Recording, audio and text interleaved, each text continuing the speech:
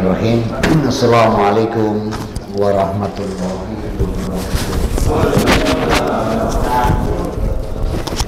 Innal hamdalillah nahmaduhu wa nasta'inuhu wa nastaghfiruh wa na'udzu billahi min shururi anfusina wa min sayyiati a'malina may yahdihillahu fala mudilla lahu wa may yudlilhu fala hadiya lahu.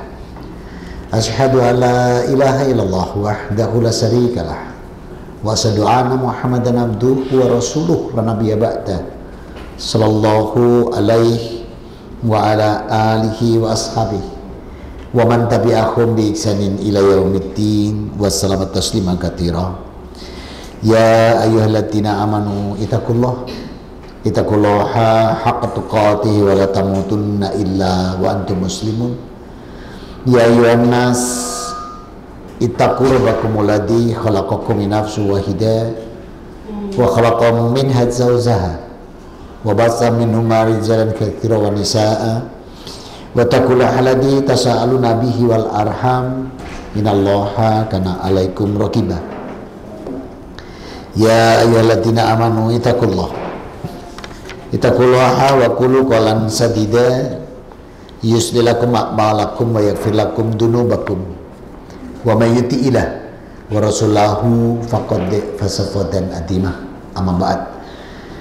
Yang saya hormati, yang dirahmati Allah, yang dipilih Allah dan dijamin oleh Allah baik langkah kakinya maupun duduknya, sebagaimana Rasul bersabda, wa kanat salatuhu wa masyuhu ilal masjid nafilat wa idza qa'ada maghfirallahu. Diriwayatkan Anas bin Malik radhiyallahu an, dibukukan oleh Imam Muslim.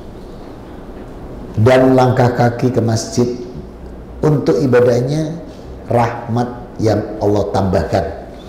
Wa idza qa'ada maghfirallahu, dan duduknya Allah jamin duduk yang mendapat ampunan dosa. Amin. Ini nikmat. Ini nikmat. Bukti nikmat dari Allah. Dan masih banyak lagi nikmat yang lainnya. Nikmat kesehatan, nikmat umur, nikmat rizki, nikmat ilmu, nikmat keluarga, nikmat pekerjaan, banyak. Tidak mampu kita menghitung. Maka Allah mengingatkan kita dalam surat An-Nahl di ayat 18, wa in ta'udu nikmatallahi la tusuha. Dan apabila kalian tidak menghitung nikmat Allah, nggak akan sanggup menghitungnya. Maka sebaik-baik kita tuh cuma bersyukur. Justru dengan kita bersyukur, nikmat ditambah. Dan janji Allah hak, diletakkan di Ibrahim surat ke-14 ayat yang ke-7, wa itta'adana rabbukum la'in syakartum lazidanakum. Maka Allah memaklumatkan, barang siapa mensyukuri nikmatku, aku akan tambahkan nikmat-nikmat ini bagimu. Semoga yang hadir petang hari ini beserta segenap keluarganya Allah jadikan hamba yang abid dan sakura. Amin.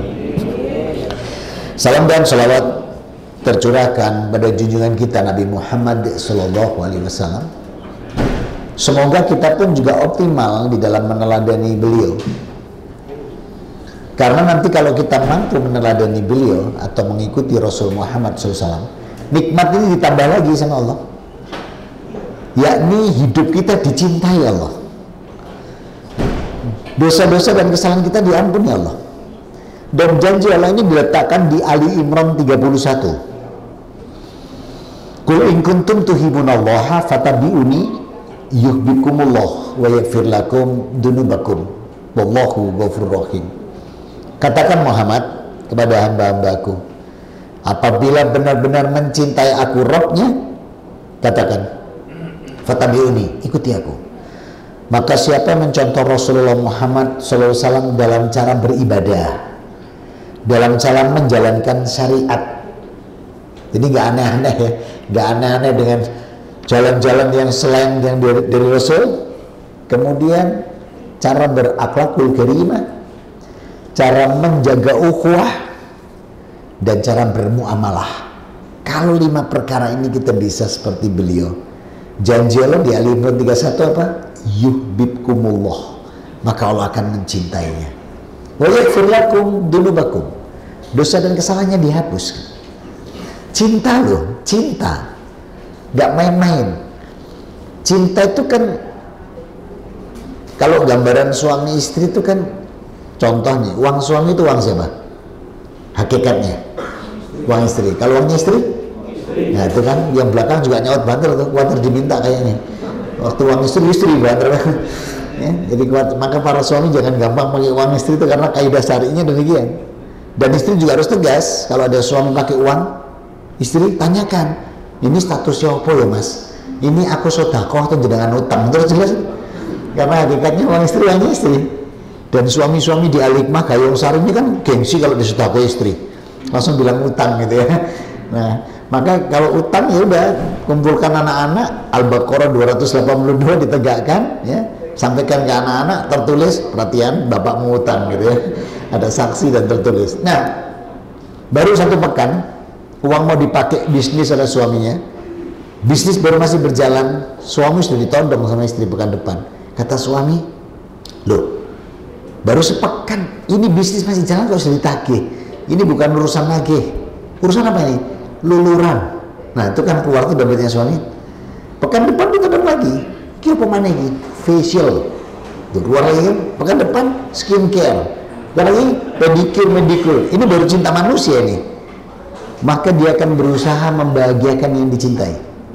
Tapi coba perhatikan ketika Allah yang mengeluarkan cintanya kepada hambanya. Allah letakkan di surat 65 At-Tolak, mulai ayat 2, ayat 3, ayat 4, ayat 5. Ini kalau sudah Allah mengeluarkan cintanya. Wa may yattaqillaha yaj'al lahu makhraja. Itu nanti kalau kita ada kesulitan, dibukakan jalan keluar oleh Allah, apapun itu kesulitannya. Kalau Allah sudah mengeluarkan cintanya. Ayat yang ketiganya, wa yarzuqhu min haitsu la yahtasib. Diberi rizki itu dari arah yang nggak disangka. Dan muta'addi fi'ilnya apa ini? Mudhari'. Berarti present continuous tense. Artinya rizki yang tidak terduga tidak sekali, tapi berkelanjutan. Masih di ayat yang ketiga, wa may yatawakkal 'alallah fahuwa hasbuh. Maka semua kebutuhannya dicukupi. Ayat yang keempat, wa may yattaqillaha amrihi min amrihi yusra. Ini semua urusannya, pekerjaan, sawah ladang, perekonomian dimudahkan Allah. Dan dia yang kelima, wa may yattaqillaha yukaffir anhu min sayyi'atihi. Dosa dan kesalahannya dihapus, diampun. Masya Allah, ini kalau Allah. Maka kalau kita pengen seperti ini, gak ada lain, ikuti Rasul. Semoga yang hadir malam hari ini dan segenap keluarganya Allah jadikan optimal di dalam meneladani Rasulullah Muhammad SAW, sehingga tercapai derajat hamba-hamba yang muttaqin, husnul khotimah, dan ahlul jannah. Amin. Selesai mukadimahnya. Sekarang kita masuk ke bahasan kita lanjutkan nih. Kita sampai di akhlak pribadi, terakhir kemarin sabar ya. Dan sekarang kita masuk pada pemaaf ya. Sabar intinya, supaya ingat sedikit, sabar intinya 3 kan menurut Allah dan Rasulnya: ikhlas, tidak mengeluh, ridho terhadap ketetapan Allah ya. Jangan pakai yang punyanya iblis dan kawan-kawannya ya. Apa itu? Sabar itu ada batasnya, rusak jadinya ya. Maka punya Allah, sabar itu adalah ikhlas, tidak mengeluh, ridho terhadap ketetapan Allah ya. Kalau punya iblis, sabar itu ada batasnya. Ini akhirnya kita jadi rusak ya. Yang ikhlas bubrah karena ada batasnya, kemudian yang ridho terhadap ketetapan Allah bisa berontak karena ada batasnya. Jadi pakailah itu. Dah, itu inti yang kemarin. Nah sekarang kita masuk ke pemaaf. Pemaaf ini adalah sifat yang Allah sangat cinta, dan Allah sangat suka sekali pada hamba-hambanya yang memaafkan, terutama terhadap kesalahan orang lain, tanpa ada rasa benci. Jadi gak sampai punya rasa benci, gak sampai punya rasa dendam, tapi benar-benar totalitas dimaafkan. Maka kalau kita lihat Allah Rabbuna wa Ta'ala menyebut dengan kata al-afu ya, al-afu. Maka al-afu yang etimologis artinya mau berlebihan, sebagaimana dalam surat Al-Baqarah di ayat 219, yas'alaka 'anil khamri wal maisir qul fimma ismun kabiru, maka wan manifun linnas wa ismuha akbaru, yas'alunaka madza yufikun qul afwani qul afu hadzalika yubayyinullah. Jadi Apa yang harus mereka itu, mereka menerangkan ayatnya kepadamu supaya kita memikirkan. Ada kata wal afu, memaafkan dengan sungguh-sungguh, ya. Kemudian mereka bertanya kepadamu apa yang mereka nafkahkan yang berlebih dari keperluan. Jadi al-afu, berlebih. Harapan Allah juga gitu, memaafkan tuh dengan berlebih. Apa lebihnya? Tidak ada lagi benci, tidak diingat, tidak lagi diungkit, tidak punya dendam. Dan ini tidak gampang. Contoh nih, masa SMA atau masa SMP bertengkar sesama teman satu kelas, terus sampai akhirnya mendatangkan orang tua, dibawa ke konseling BP gitu, didamaikan, udah selesai, malah lulus bareng, baju coret-coret, tanda tangan, pakai piloks, lupa. 25 tahun kemudian reuni. Begitu reuni, apa yang pertama kali dibersihkan iblis? Kamu masa lupa sama anak itu yang dulu? Nah itu, jadi yang dihembuskan adalah rasa marahnya dia ketika dulu pernah enggak kamu disakitin dia, itu dibangkitkan lagi. Kenapa? Loh, kalau kita memaafkan kan jaminannya apa? Surga. Pemaaf itu jaminannya surga. Orang tidak marah, surga jaminannya. Dan ini letakkan di Ali Imran 133 134. Wasari'u ila mafiratim mir rabbikum wal jannah arduhas samawati wal ards uiddat lil muttaqin.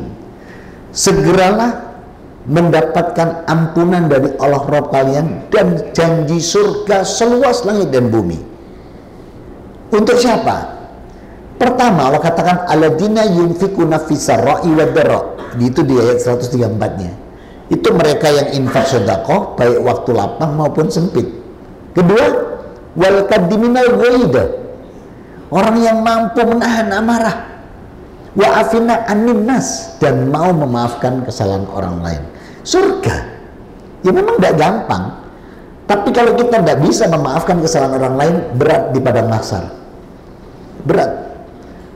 Ampunan Allah itu diberikan pada orang-orang yang mau memaafkan kesalahan orang lain. Dan kalimat Allah keren banget loh. Di padang mahsyar itu dalam hadis Rasul, kata Allah itu, aku ini kuasa atas segala sesuatu. Itu mengampuni dosa. Kekuasaanmu apa? Sekedar memaafkan kok berat tuh kan? Coba, Allah itu maha kuasa atas segala sesuatu. Mengampuni dosa. Apapun itu dosa. Coba kita buka surat 39 ayat 53. Qul ya ibadal ladina asrafu wa la taqnatu min rahmatillah. Innallaha yaghfiru dzunuba jami'a. Tuh, jelas loh. Allah selesai mengatakan, katakan Muhammad kepada hamba-Mu yang melampaui batas. Artinya udah parah dosanya itu, udah parah banget, melampaui batas. Alladzina asrafu, sudah melebihi, mungkin dosanya lebih besar dari gunung, lebih dalam dari lautan, bahkan mungkin lebih besar dari dunia dosanya, udah parah lah. Karena Allah pakai kata asrafu, melampaui batas. Apa kata Allah? Wala taqnatu min rahmatullah. Jangan pernah putus asa dari rahmatku. Allah bilang apa? Innallaha yaghfiru dzunuba jami'a. Aku Allah mau mengampuni semua dosa. Bayangin, itu Allah. Lah kita ini punya kuasa apa? Sekedar mau memaafkan aja angel, minta maaf. Gak iso nyepuro aku, loro hati coba bayangin. Atau kada tiada maaf bagimu. Tuh kan. Tuh ibu-ibu tuh terutama. Kalau bapak punya salah tuh maafkanlah. Lihat kebaikan bapak itu jauh lebih banyak sebenarnya daripada mungkin kekhilafan seorang suami. Kekhilafan seorang suami mungkin kecil, tapi kalau sudah iblis ikut serta, oh jadi besar. Jadi besar. Dan hati-hati ya para bapak, istri itu ahli sejarah pak. Dan istri itu pencermat luar biasa. Jadi kalau kita ngomong sekali begini besok ngomong beda lah. Kemarin kok bilangnya gini gitu. Itu seorang istri. Jadi istri itu ahli sejarah dan pemerhati yang luar biasa. Harusnya pemerhati di TV itu untuk itu wanita cocok. Ya. Sampai misalnya kirim foto apa itu sampai di zoom mbak. Tuh, mas kok ada ini gitu. Ya, itu seorang istri. Jadi istri itu ahli sejarah dan pemerhati yang luar biasa. Padahal istri itu besok yang melindungi banyak loh. Suaminya Anak laki-lakinya, saudara kandung laki-laki, ayahnya, banyak lah. Tapi yang ngamuan, yang mangkel ngomel istri, ya. Padahal yang nolong bisa banyak aja, yang nanggung ini banyak. Nah maka memaafkan, afina aninas, memaafkan ini adalah satu akhlak yang harusnya dimiliki setiap seorang muslim. Itu akhlak pribadi yang, karena Allah begitu sini. Islam mengajarkan kita memaafkan kesalahan orang lain tanpa harus menunggu orangnya minta maaf, gitu loh. Jadi nggak perlu nunggu orangnya minta maaf. Hatinya itu lapang. Sekalipun orang yang bersalah itu tanpa dia sadari, kita sudah memaafkan. Yang luar biasa kalau kita lihat dalam hadis Rasulullah SAW, Umar ibnu Al-Khattab radhiyallahu anhu, beliau itu doanya keren kalau malam. Gini doanya, ya Allah, jadikan aku sabar, pemaaf, bertakwa, dan ya Allah, terimalah maafku untuk siapa yang hari ini, baik sepengetahuanku, tidak sepengetahuanku, menyakiti sebenarnya kalau aku tahu, atau punya kesalahan dan dosa terhadap diriku, ampuni mereka ya Allah. Keren gak tuh, coba, ampuni karena aku memaafkan tanpa aku harus mengetahui apa. Keren Umar itu. Coba kita kira-kira bisa enggak malam itu, ya Allah, siapapun yang hari ini mungkin membuli saya, mungkin atau saya digibah, tolong ya Allah ampuni dosa. Wih keren tuh. Jaminannya apa orang seperti itu? Surga, ya. Jannah arduhas samawati wal ard. Surga yang luasnya seluas langit dan bumi. Padahal lebih luas lagi surga itu daripada langit dan bumi. Maka seorang bapak kepada anaknya, kemudian seorang pimpinan kepada rakyatnya, seorang manajer kepada anak buahnya, itu juga harus memaafkan. Contoh nih, yang jadi manajer supervisor ya, kalau anak buahnya terlambat, Rasul tuh kalau sahabat datang janjian sama beliau terlambat, Rasul mengucapkan begini, alhamdulillah engkau masih memberikan dia bertemu denganku, gitu. Terlambat lagi, alhamdulillah untung dia bisa selamat sampai di sini, gitu. Jadi kita kalau punya anak buah karyawan telat, cukup gini, alhamdulillah untung besok ngantor, besok telat lagi, alhamdulillah untung nggak kecepet kemacetan, besok telat lagi, alhamdulillah besok nyambut gawe, telat lagi baru dipanggil, le karepmu pokok pendina. Jadi nggak langsung marah, ini nggak ada marahnya, dan itu Rasulullah begitu, jadi nggak marah. Nah ini memang bukan yang gampang, berat, nggak gampang, karena iblis nggak suka pada seorang yang memaaf itu, nggak akan pernah suka. Sebab kalau kita memaafkan, jaminannya surga, nggak ada konconya dia. Dia kan iblis itu kan tujuannya membawa kita ke neraka supaya ikut dia. Nah kalau pemaaf nggak bisa dia, karena pemaaf jaminannya surga. Dan pemaaf bukan hal yang gampang, dia punya kelapangan dada. Wa'fu anhum wastaghfiru innallaha yuhibbul muhsinin. Surat 5 Al-Maidah ayat 13. Maafkan mereka, berlapang dadalah. Sungguh Allah tuh senang terhadap orang yang seperti itu, yang mau berlapang dada memaafkan, ya. Kemudian surat 3 ayat 159. Fabima rahmatin minnal lintalahum, Rasul lemah lembut. Wa'fu anhum wastaghfir lahum. Tuh disuruh apa? Memaafkan dan mendoakan serta memohonkan ampunan. Tuh keren gak tuh? Ali Imran 159.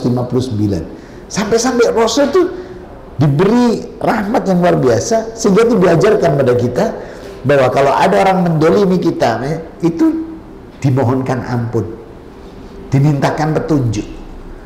Rasul ketika dilempar batu di Tanim, ketika dakwah ke sana, bocor enggak? Bocor. Malaikat nawari loh. Kalau engkau berkehendak Rasul, aku balas. Dengan apa? Aku lempar Jabal Uhud. Kata Rasul, la. Didoakan.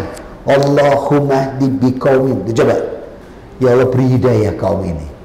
Coba kalau kita yang ditawari malaikat. Kau didolimi. Oh iya, langsung gitu kan. Ya apa tak balas? Pakai apa? Jabal Uhud. Loh, Ibono, Semeru, Arjuna, Mbok mau sisan. Mungkin malah minta ibu kita, ya. Tapi Rasul Muhammad SAW tidak. Dan itu luar biasa beliau.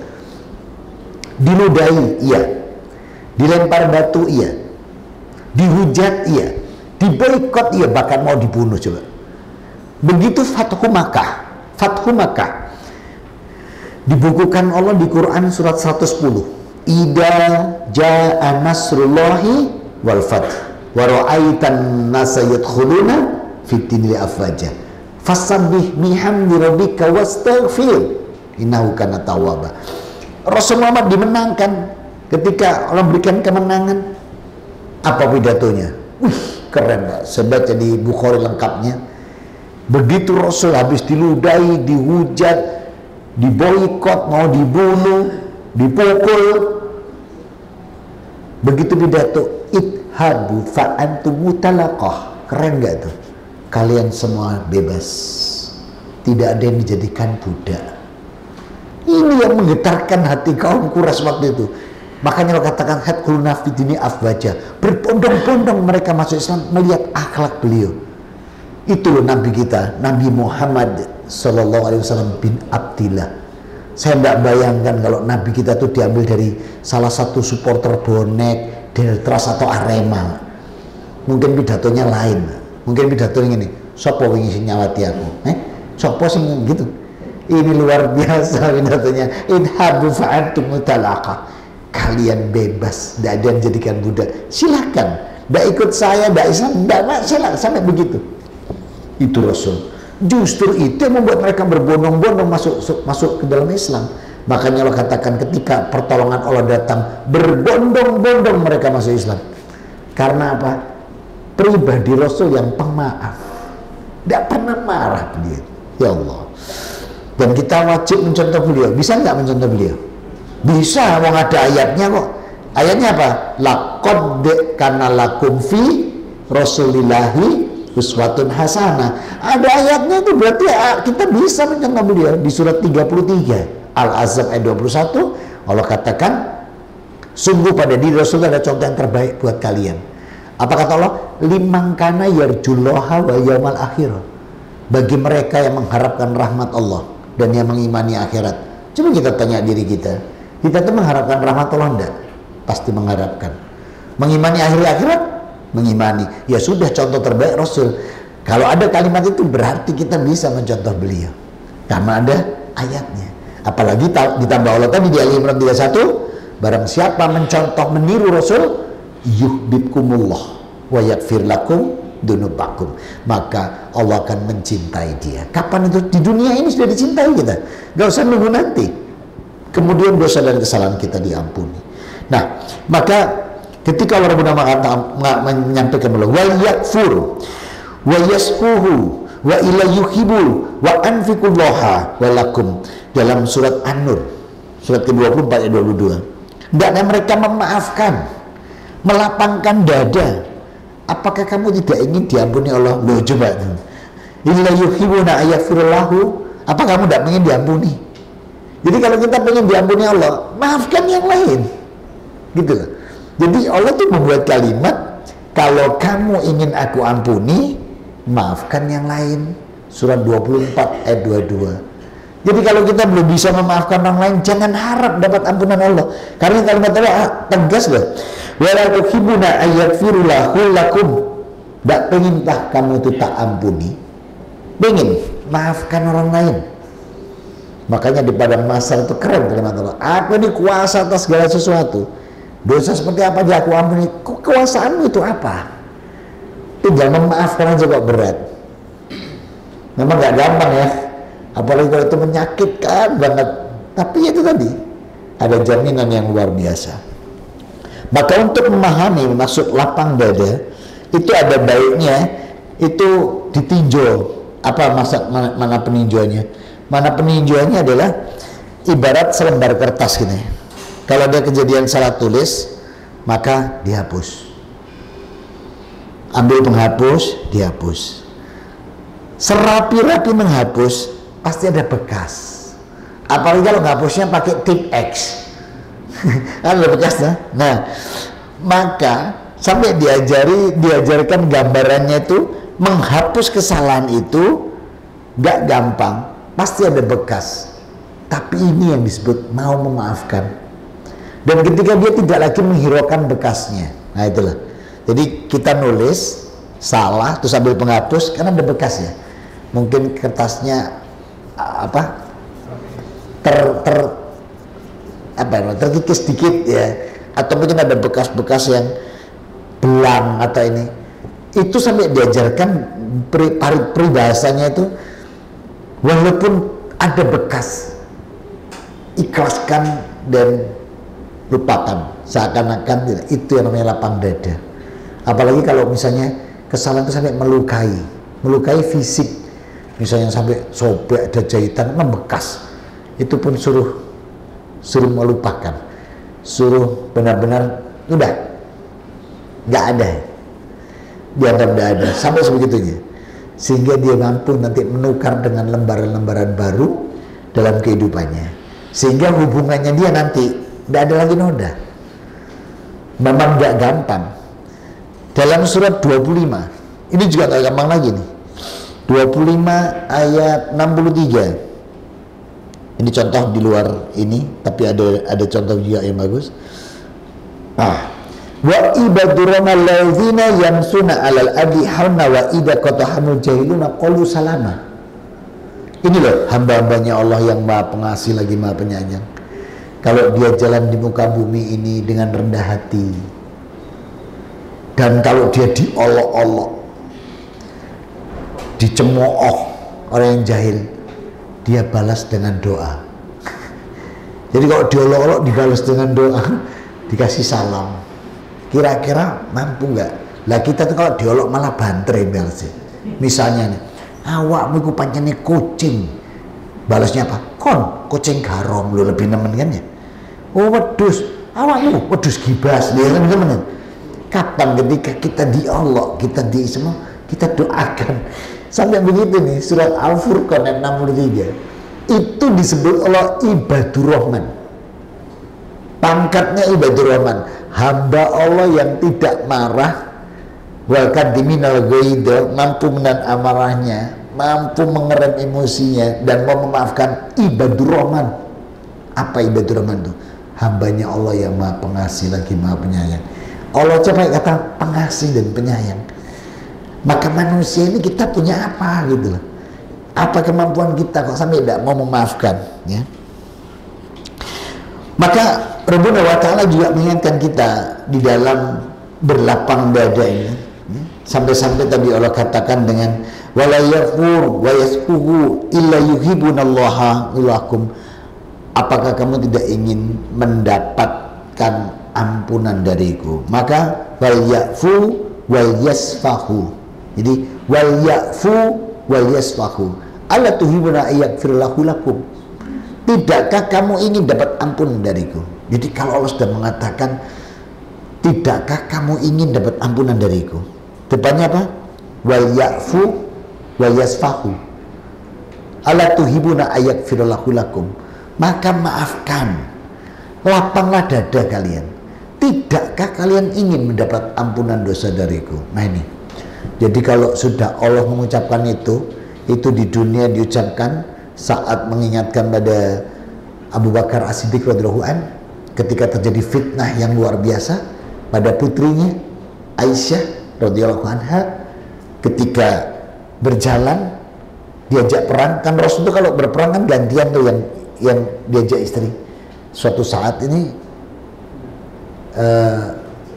Khadijah. Nah, pas Khadijah, Aisyah, mohon maaf, Aisyah. Nah, waktu Aisyah ini senangannya pakai kalung, pakai ini. Ya memang masih muda.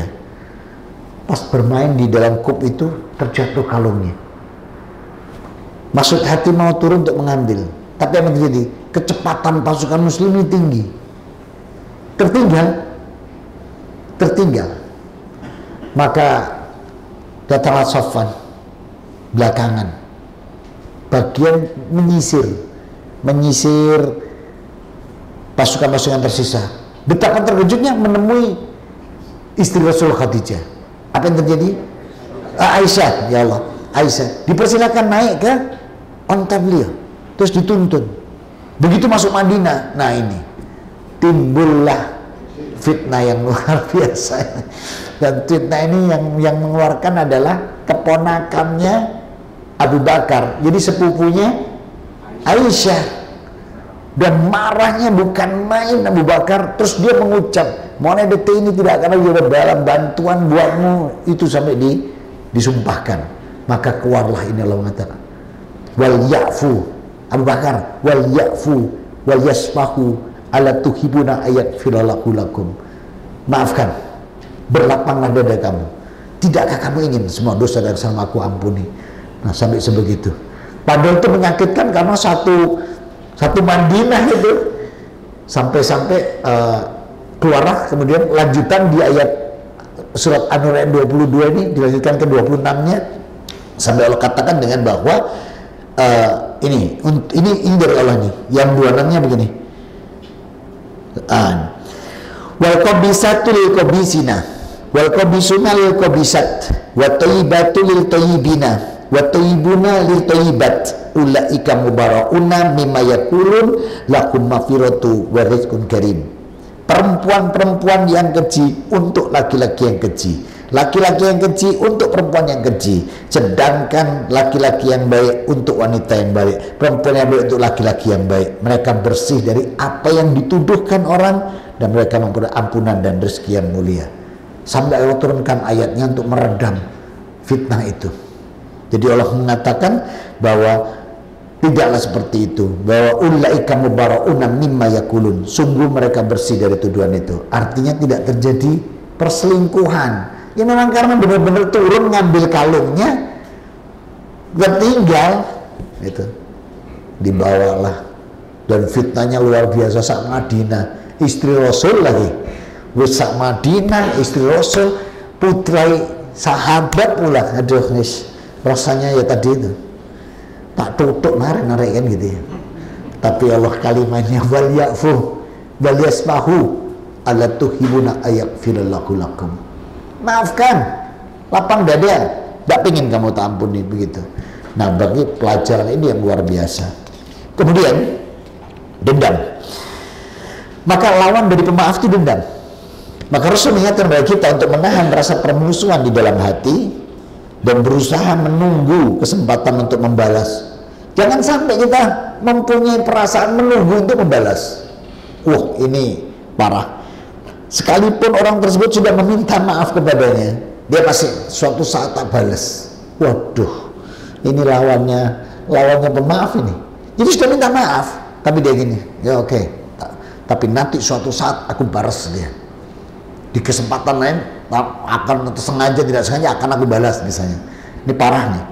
Maka orang yang enggan memberi maaf, hakikatnya dia enggan memperoleh ampunan Allah. Allah Subhanahu wa ta'ala sendiri yang Maha Kuasa berjanji memberi maaf, berjanji mengampuni semua dosa. Maka apa alasan manusia yang dhaif ini tanpa mau memberikan maaf?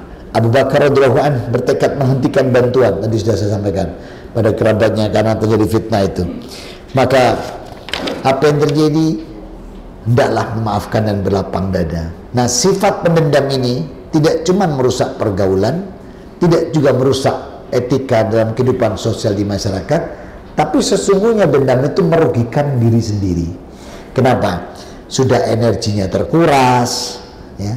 Kemudian berusaha melampiaskan dendam. Setiap kali melihat orang yang didendami itu timbul amarahnya, nafsunya meluap-luap, ingin membalas dendam. Nah, ini pintu masuk utama iblis dan bala tentaranya. Karena dia kalau masuk lewat depan kan, summa la'aitanahum min baini aidihim wa min khalfihim wa an aymanihim an samalin anta tajidu sakirin. Surat 7 ayat 17. Iblis itu kalau masuk lewat depan, lewat belakang, lewat kanan, lewat kiri. Depan itu apa?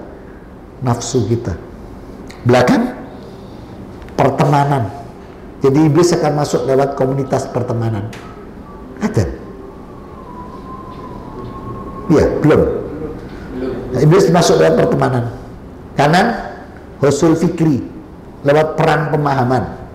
Kayak macam agama sama, agama semua baik dan benar gitu. Oh ya, ini ada tambahan ini. Tadi di beberapa kali saya pas kuliah subuh juga pas kajian duha masalah hongsi facai. Ustaz gimana? Kan Allah berfirman tuh dalam ayat ini terus, sehingga akhirnya di surat Al-Hasyr 50 ayat ke-6 7 nggak boleh mencontoh. Rasul mengeluarkan man tasabaha biqaumin fahuwa minhum. Siapa nyontoh niru termasuk di dalamnya. Hongsi facai itu artinya kemuliaan terhadap Nabi Hongsi. Padahal dewa Hongsi. Padahal alhamdulillahirabbil alamin, segala puji itu hanya Allah bagi seru sekalian. Nah, jadi kalau kita mengucapkan itu ya berarti akidahnya berpengaruh. Kita lanjutkan selanjutnya.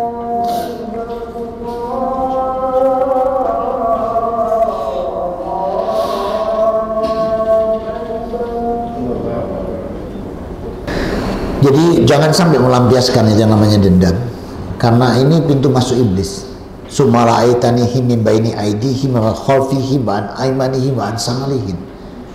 Iblis itu masuk lewat depan, belakang, kanan, kiri. Depan itu nafsu, belakang itu pertemanan. Makanya Rasul sampai pesan, bertemanlah kamu sama penjual minyak wangi, jangan sama pandai besi. Sampai digambarkan seperti itu. Karena kalau kamu berteman dengan penjual minyak wangi, baumu wangi. Kalau kamu sama pandai besi, sangit baunya, ya. Karena gumpul besi sama ini ya, sangit gitu. Pintu kanan itu ghusul fikri, perang-perang pemahaman. Seperti agama itu sama. Loh, kalau agama sama aku gak pindah. Ya. Kenapa saya pindah? Gak sama. Di tempat saya dulu Tuhannya ada 3, rupa-rupa warnanya, mana sama? Enggak sama. Ya. Nah, Hongsi Facai tadi yang pertanyaan itu adalah kemuliaan bagi dewa Hongsi gitu. Padahal itu dewa gitu. Terus belakangnya lanjutannya gini, Hongsi Facai amponalai ya. Jadi terpujilah dewa ini dan jangan lupa mana amponya gitu. Dan nanti yang tua berhak mengasihi pada yang muda gitu. Nah, ini Rasul mengatakan man tasabbaha biqaumin fahuwa minhum. Siapa nyontoh termasuk gitu. Sementara kalimat pujian itu dengan kalimat alhamdulillahirabbil alamin, segala puji bagi Allah seru sekalian alam, tidak boleh yang lain, maka jangan ikut-ikut. Jadi jangan bilang lagi Hongsi Facai, tapi mungkin bisa diganti ngungsilah coy. Jadi ngungsi ke aku sini ke Islam, nanti aman kamu nanti. Jadi jangan Hongsi Facai tapi ngungsilah coy. Ngungsilah coy kemari ke Islam. Insya Allah nanti kamu aman, bisa selamat dunia akhirat. Itu malah keren ya. Nah saudara-saudaraku, maka Rasul sampai mengatakan begini, la yuhidul muslim an yahjaru wa aqrahu faqasalasin ayyamin yatlaqiyani. Sungguh tidak halal saudara muslim satunya pada orang muslim lainnya sampai tidak menyapanya, tidak itu selama salaso min ayyamin yatlaqiyani, sampai 3 hari. Lanjutannya wa khairuhuma alladhi yabda'u bil salam, maka yang terbaik adalah yang mau mendahului untuk mendatangi. Sampai dikatakan Rasul tidak pantas ya, mendiamkan saudaranya sampai 3 hari, nggak boleh. Maka yang terbaik apa kata Rasul? Khairuhuma alladhi yabda'u bil salam, yang lebih dulu mendatangi. Wis, gimana kabar? Walaupun opo, itu yang lebih baik yang datang yang mau menyapa lebih dulu ya. Nah, makanya mamin muslimaini yaltaqiyani wa tasafahani ila ghufiralahuma qabla yatafarraqah.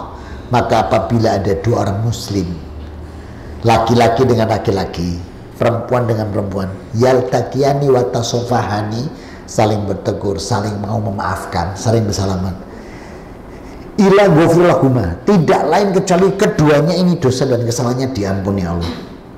Qabla yatafarraqah, dan malaikat mendoakan sampai mereka berpisah. Ini dahsyatnya memaafkan.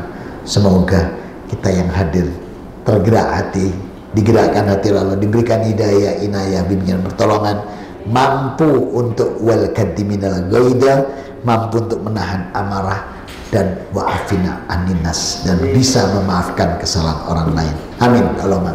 Ada yang mau didiskusikan? Tafadhol. Tanya Ustaz, tapi mungkin agak lain. Jadi gini, kalau kita lihat orang agama Yahudi itu kan sembahyangnya seminggu sekali, itu pun hari Sabtu, nangis-nangis toh. Sahabat, ya. Nah, orang Kristen itu malah teman-teman itu sekali nyanyi-nyanyi toh. Berarti kita ini sehari 5 kali. Itu apakah ada semacam prioritas nanti kita masuk surga? Oh iya. Bukan maksud saya yang umat Yahudi yang pada zaman Nabi Musa sama umat Nasrani pada zaman Nabi Isa. Oh ya, itu begini. Coba kita buka pertanyaan beliau, ada dijawab Allah di Al-Baqarah ayat 62. Jadi pertanyaan beliau ini diletakkan Allah di surat 2 ayat 62. Oh ya betul. Innalatina amanu walatina hadu wa nasaro wa sobiina man amana billahi. Ini man, tapi ada syaratnya ini. Man amana billahi wa yaumil akhiri wa amila solihan falakum ajruhum inda rabbihim wala khaufun alaihim wala hum yahzanun. Sesungguhnya orang yang beriman Muslim, kemudian orang Yahudi, Nasrani, dan orang-orang Sabi'in. Sabi'in ini yang tidak punya ilmu, jauh dari jangkauan dakwah, jauh dari petunjuk, tapi dia beriman pada zat yang menciptakan Allah itu, dan mengimani tentang hari kebangkitan, hari akhir. Terus dia berbuat kebaikan, ada kata wa amin soleh, itu baru masuk. Nah Yahudi sekarang ini amalnya tidak soleh. Kalau yang bersama Musa banyak yang soleh dan menyembah hanya pada Allah. Nah yang sekarang malah dibilang Allah punya anak. Coba buka surat 9 ayat 30. Yahudi bilang Allah punya anak, namanya siapa? Uzair. Coba kan parah kan? Terus Yahudi bilang Allah punya anak, namanya Isa. Itu parah kan? Di mana amal solehnya? Nggak ada. Berarti kalau yang sekarang ini nggak bisa, nggak bisa. Jujur aja. Kalau yang sekarang itu diletakkan Allah di surat 98 ayat 6. Innalladzina kafaru min ahlil kitab wal musyrikin fi nari jahannama khalidina fiha. Jadi yang sekarang tuh di surat 98 ayat 6. Tapi kalau yang ditanyakan yang zamannya Nabi Musa hidup, itu yang Al-Baqarah 62. Itu masih masuk surga. Tapi yang sekarang, apalagi kena arek Dinoyo, bukan, itu pabrik roti Paulus ini. Apalagi sudah kena Paulus, Tuhannya jadi 3, rupa-rupa warnanya malah. Termasuk saya ikut katut dulu, Tuhan saya ada 3, sampai Yesus juga jadi Tuhan, gitu. Nah itu nggak bisa, itu sudah syirik musyrik. Makanya Allah bilang Yahudi itu ingkar, kalau Nasrani sesat. Ingkarnya di mana? Waduh, ingkarnya tidak karu-karuan Yahudi. Disuruh ibadah Sabat, berhenti malah mancing, cari ikan itu. Beti ini memang ingkar. Terus janji nanti kalau Rasul datang akan disupport. Itu di surat coba Ali Imran 82, 83. Kan ada sumpah dengan Allah kaum Yahudi. Nanti nabiku tak turunkan Muhammad, support dan kamu harus beriman padanya. Ditolak. Ya. Terus kemudian 83-nya juga sama. Suruh mengimani. Nabi Isa itu masih menyampaikan. Nabi Musa juga menyampaikan tentang Rasulullah. Di kitab Ulangan, tidak punya jenengan. Ini kitab lama. Ulangan pasal 18 Musa menyampaikan tentang Rasulullah. Kalau di Injil Bible masih disimpan Allah, itu Yohanes pasal 14 ayat 16. Itu Nabi Isa masih menceritakan tentang Rasulullah. Tapi kaumnya ini loh, kaum pengikutnya ini loh yang parah, rusak yang sekarang ini, sudah tidak punya amal soleh. Padahal syaratnya tadi dengan kalimat wa amila solihan, kemudian yaumal akhir. Nah mereka yang sekarang Nasrani itu tidak ada neraka ya, pokoknya percaya ini surga ya. Makanya dibalas sama Allah yaumal jam'i la raiba fi, diletakkan Allah di surat 42 Asy-Syura ayat 7. Wal yaumal jam'i la raiba fi. Hei, kamu yang bilang tidak ada hari akhir, ada dan tidak diragukan. Terus Allah bilang farikum fi jannah wa farikum fi sa'ir. Kamu bilang tidak ada, nanti hari berkumpul tuh tidak diragukan. Sebagian akan aku masukkan surga, kata Allah. Sebagian tak masukkan neraka. Jadi dibalas sama Allah di surat 42 ayat 7. Agama saya dulu nggak ada nerakanya ini. Masa buka botol, mendem komer, judi tidak masalah. Yang penting ahad nang gereja nyanyi-nyanyi beres. Enak banget gitu loh. Makanya langsung disekak sama Allah. Yaumal jam'i la raiba fi. Hari berkumpul itu tidak diragukan. Pasti farnikum fil jannah wa farikum fis sa'ir. Maka nanti sebagian akan masuk surga, sebagian tak masuk ke neraka kata. Terjawab lagi? Tuh, jadi dijawab di Al-Baqarah ada, di Ali Imran ada, ya. Di Asy-Syura juga ada. Ada lagi? Cukup? Alhamdulillah. Mari kita tutup dengan kafaratul majelis. Dan ini selesai ya, selesai. Akhlak pribadi selesai. Kita besok masuk akhlak dalam keluarga. Nah, jadi besok, mulai besok itu bahasan kita sampai prodol KB. Bahasan kita tentang akhlak dalam keluarga, ya. Jadi akhlak pribadi selesai. Alhamdulillah. Mari kita tutup dengan doa kafaratul majelis. Subhanakallahumma wa bihamdika asyhadu an la ilaha illa anta astaghfiruka wa atubu ilaik. Alhamdulillahirabbil alamin wa afu minkum. Wassalamualaikum warahmatullahi wabarakatuh.